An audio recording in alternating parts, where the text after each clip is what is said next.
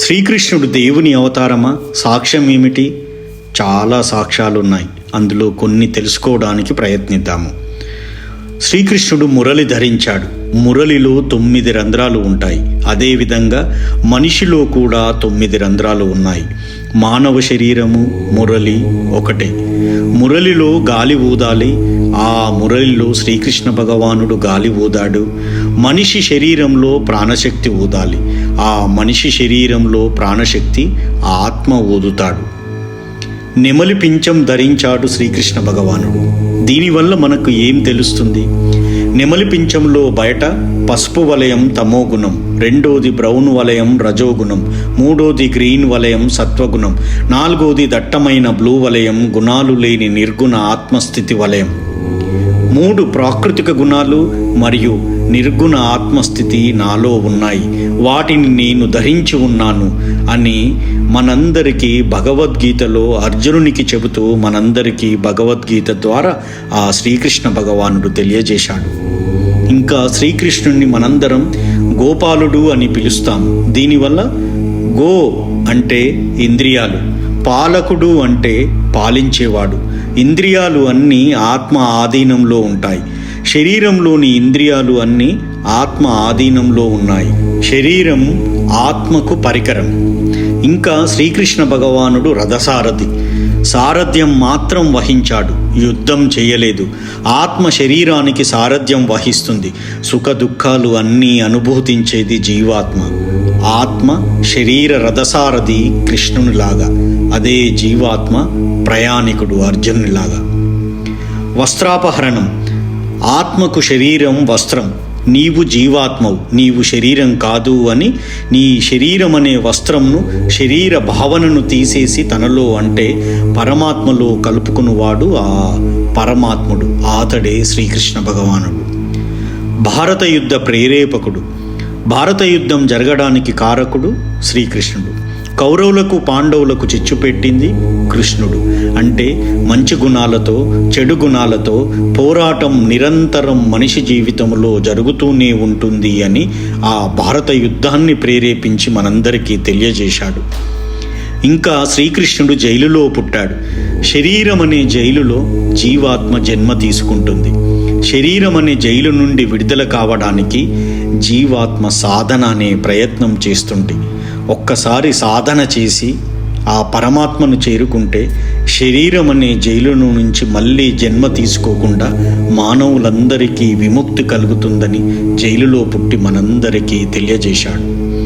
శ్రీకృష్ణుని పేరు వాసుదేవుడు. వాసు అంటే వసించువాడు. శరీరంలో వసించేవాడు దేవుడు, ఆత్మదేవుడు. అందుకే ఆయన వాసుదేవుడు. ఇంకా శ్రీకృష్ణుడు అష్టమ గర్భం అష్టమ తిథి జననం నందు జన్మించాడని మనందరికీ తెలుసు. దీనివల్ల మనం ఏమి తెలుసుకోవచ్చు? పౌర్ణమికి అమావాస్యకి మధ్య తిథి అష్టమి. నిండు పౌర్ణమి జ్ఞాన సంకేతం, నిండు అమావాస్య అజ్ఞాన సంకేతం. పౌర్ణమి నుండి అష్టమి 8వ తిథి. 7 తిథులు వెనుక 7 తిథుల ముందు పెట్టుకొని జ్ఞానం అజ్ఞానం మధ్యలో ఏదీ కాని తిథిలో జన్మ తీసుకున్నాడు ఆ శ్రీకృష్ణ భగవానుడు. అంటే ఆయన రెండింటికి మధ్యలో ఉంటాడు. ఈ సృష్టి జ్ఞానం అజ్ఞానం మధ్యన కొట్టుమిట్టాడుతూ ఉంటుంది. దేవుడు జ్ఞానియా అజ్ఞానియా అని మనందరికీ అనిపిస్తుంది. అందుకే ఆయన మధ్యతిథి అష్టమి నాటి జన్మించాడు. శ్రీకృష్ణ భగవానుడు ఆయుధం పట్టలేదు. యుద్ధం మొత్తం జరిగినా ఆయన యుద్ధం చేయలేదు, చేయించాడు అంతే. అంటే గుణాలు పూసుకొని అయిష్టాలు పూసుకొని జీవితాన్ని అనుభవించేది జీవాత్మయే కానీ ఆత్మ పరమాత్మ కాదు. ఆత్మ పరమాత్మ ఎప్పటికీ సుఖదుఖాలు అనుభవించరు. ఓన్లీ జీవాత్మనే సుఖదుఖాలను అనుభవిస్తుంది అని ఆయుధం పట్టకుండా మనందరికీ తెలియజేశాడు. శ్రీకృష్ణుడు వెన్న దొంగ అని మనందరికీ తెలుసు. పరమాత్ముడు మనిషి యొక్క వెన్నలాంటి మనసును తన యొక్క లీలా విన్యాసంతో ఆకర్షిస్తాడు. శ్రీకృష్ణుడు పాంచజన్యము అనే శంఖాన్ని ధరించేవాడు. అది 5 ఇంద్రియాలతో ఏర్పడ్డ శరీరానికి సమానం. శరీరం ఒక శంఖం లాంటిది.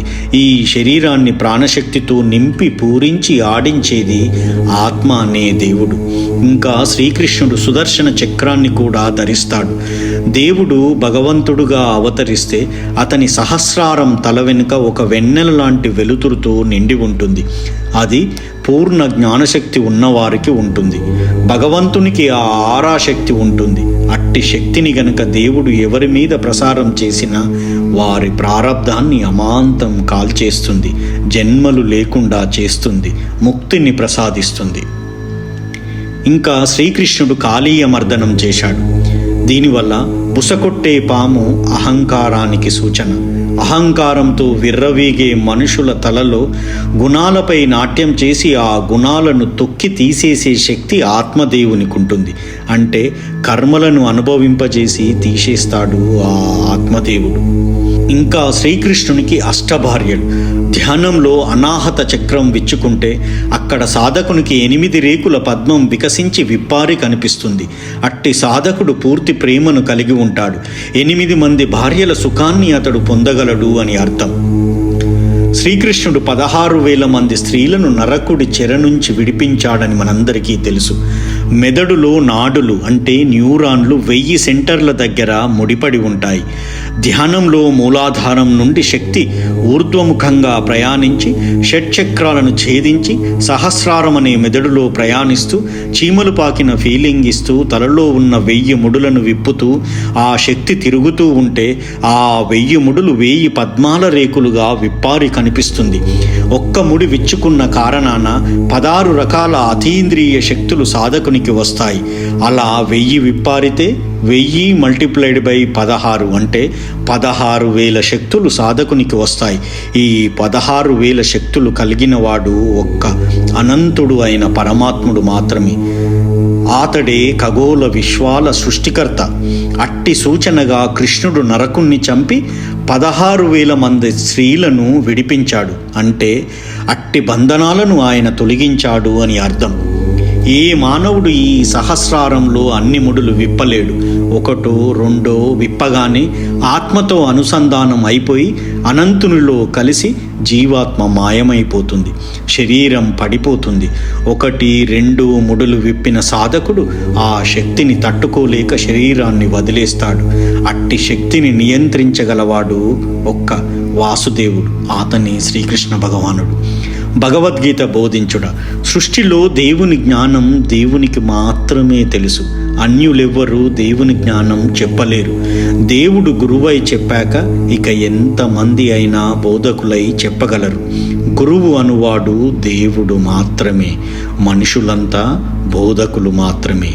గురువు అనువాడు దేవుడు, ఆ శ్రీకృష్ణ భగవానుడు మాత్రమే, మనుషులంతా బోధకులు మాత్రమే. అలా దేవుని లక్షణాలు గల జన్మ శ్రీకృష్ణునిది. ఓం నమో భగవతే వాసుదేవాయ. ఓం నమో భగవతే వాసుదేవాయ. ఓం నమో భగవతే వాసుదేవాయ. జై హింద్.